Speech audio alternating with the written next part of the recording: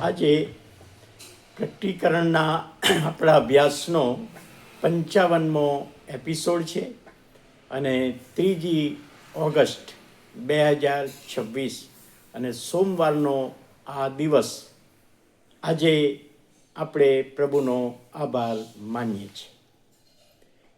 ગઈકાલનો જે પ્રશ્ન હતો અને એ પ્રશ્ન પ્રમાણે કે 2 મૃતદેહો એ સજીવન થયા અને ઉપર ગયા, તો એ મૃતદેહોમાં દેવ તરફથી કયો આત્મા આપવામાં આવેલો?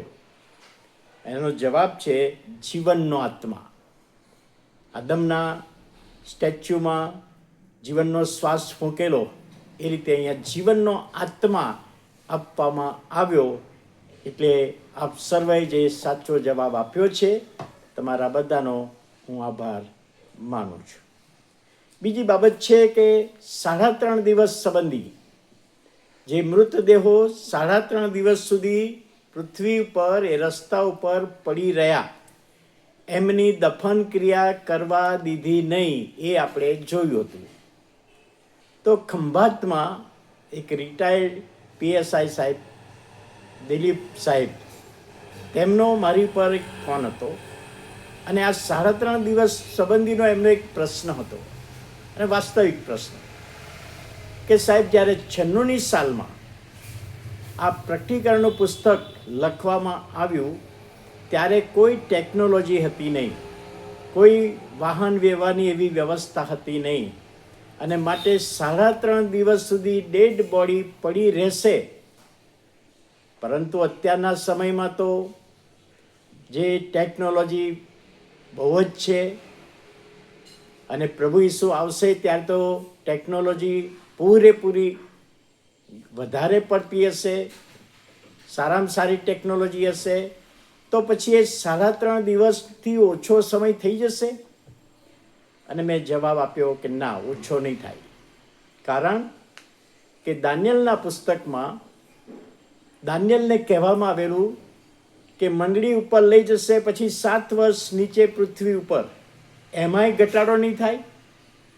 અને આ પ્રકટીકરણનું પુસ્તક ઈશ્વર પિતાએ પુત્રને કહ્યું, પુત્રએ દૂતને કહ્યું અને દૂતે આ યોહાનને લખાવડાવ્યું.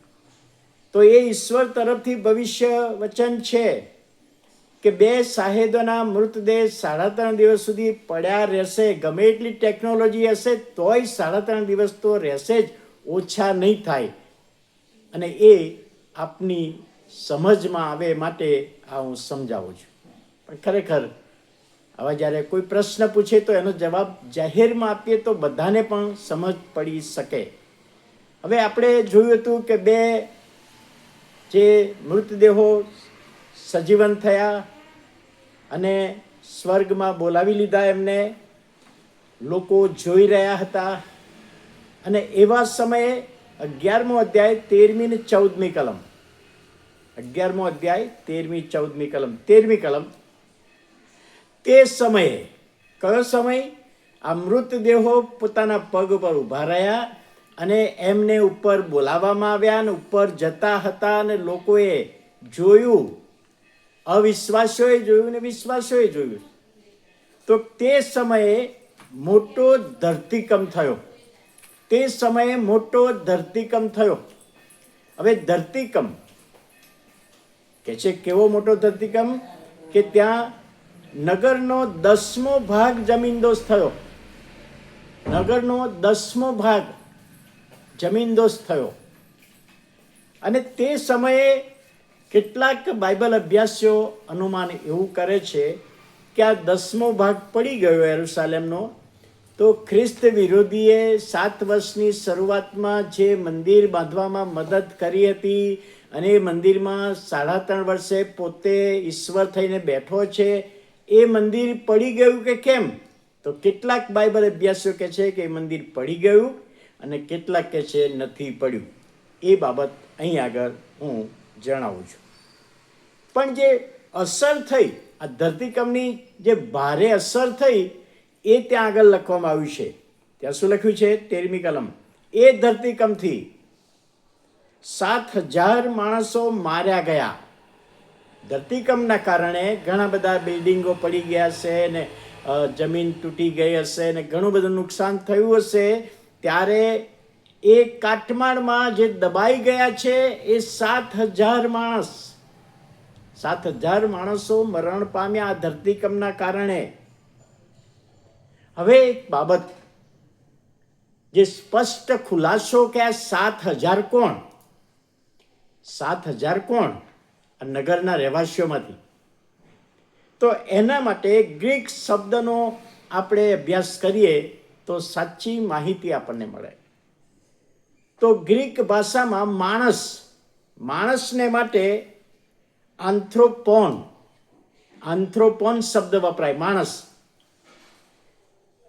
અને માણસને માટે આન્થ્રોપોન શબ્દ છે, એના પરથી આન્થ્રોપોલોજી એ શબ્દ આવ્યો છે. પણ અહીં આગળ 7,000 આન્થ્રોપોન મરી ગયા એવું લખ્યું નથી, પણ ત્યાં લખ્યું છે 7,000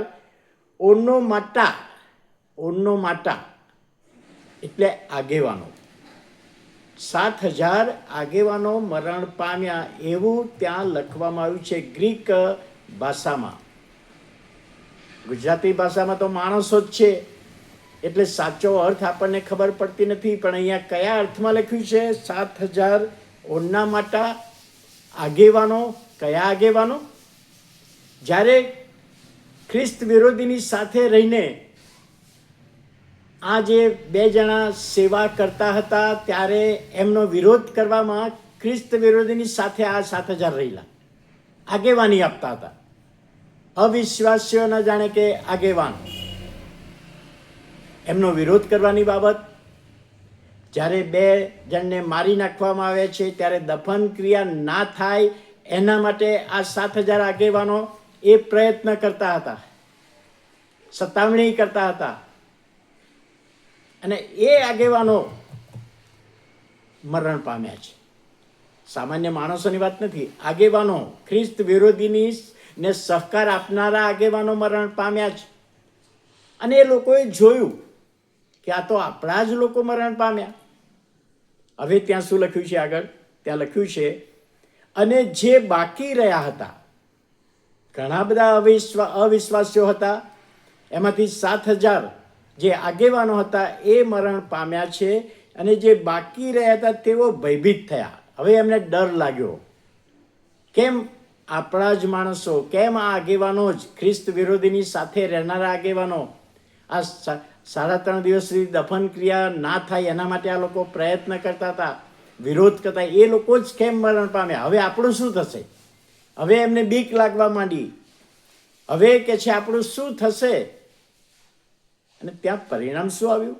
ત્યાં લખ્યું છે, અને તેઓએ, જે લોકો જીવતા રહી ગયેલા અવિશ્વાસીઓ, તેઓએ આકાશના દેવની સ્તુતિ કરી. હવે પ્રભુની સ્તુતિ કરે છે, જીવતા ઈશ્વરની.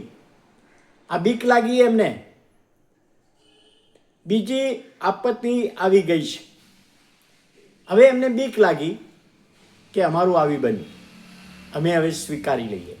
એટલે ઈસુને સ્વીકારી લીધા અને પ્રભુની સ્તુતિ ને આરાધના કરી. હવે ત્યાં લખ્યું છે બીજી આપત્તિ આવી ગઈ છે.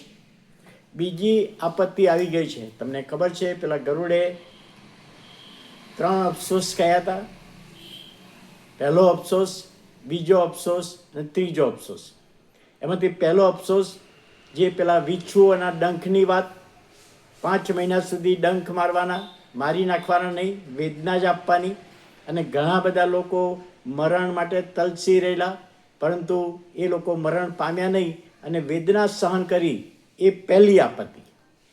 ત્યાર પછી આજે આ 7,000 માણસો જે આગેવાનો મરણ પામ્યા એ બીજી આપત્તિ, બીજો અફસોસ, એ બાબત અહીંયા કહેવામાં આવી છે. અને હવે ત્રીજી આપત્તિ, ત્રીજો અફસોસ એ બાકી છે. એ આગળના એપિસોડમાં આપણે જોવાના છીએ. પરંતુ આજથી આપણે આજના અભ્યાસમાં જોઈ શકીએ છીએ હકારાત્મક બાબત. 7,000 આગેવાનો મરણ પામ્યા, પણ જે જીવતા રહેલાને અવિશ્વાસ છે એમણે પ્રભુ ઈસુને સ્વીકારી લીધા. હવે એમના માટે મોટી આશા થઈ ગઈ. હવે એમના માટે 1000 વર્ષના રાજ્યમાં તે વખતે પ્રવેશ મળશે. તો આજે શું? આજે પણ પ્રભુ એ જ કહી રહ્યા છે કે આપણે પ્રભુ ઈસુ ખ્રિસ્ત પર વિશ્વાસ કરીએ અને તો પ્રભુની સાથે આપણને જવાનું મળશે. આપણે લોગોસ બાઇબલ સ્ટડી ઘણા બધાએ પ્રભુ ઈસુ પર વિશ્વાસ કર્યો છે, પણ હજુ સાંભળનાર વ્યક્તિ તરીકે જો વિશ્વાસ નથી કર્યો, પ્રભુ ઈસુને જીવનમાં નથી સ્વીકાર્યા, તો આપણે સ્વીકારી લઈએ એવી પ્રભુના માટે આપણે પ્રાર્થના કરીએ છીએ. હવે આજનો પ્રશ્ન કે જે ધરતીકંપ થયો, 10મો ભાગ શહેરનો પડી ગયો, એમાં કેટલા માણસો કે આગેવાનો મરણ પામેલા? તમારો જવાબ કોમેન્ટમાં આપશો. પ્રાર્થના કરીએ. પ્રભુ, અમે આભાર માનીએ છીએ, તમારા નામને ધન્યવાદ આપીએ છીએ. આજના દિવસને માટે તમારો આશીર્વાદ માગીએ છીએ. આજનું મનન ને શિક્ષણ સમજવામાં આત્માની દોરવણી આપો. ઈસુ પ્રભુના નામમાં સાંભળો, માન્ય કરો. આમેન.